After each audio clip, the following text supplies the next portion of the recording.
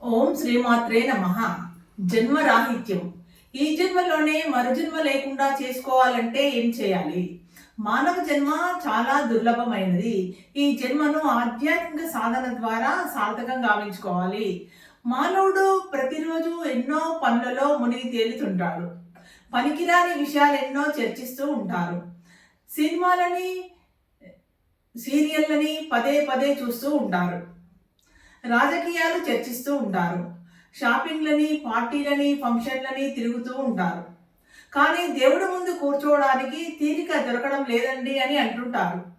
తీరిక లేక కాదు, అలా కూర్చోవడానికి మనసు లేక. అటువంటి కోరిక లేదని చెప్తే బాగుంటుంది.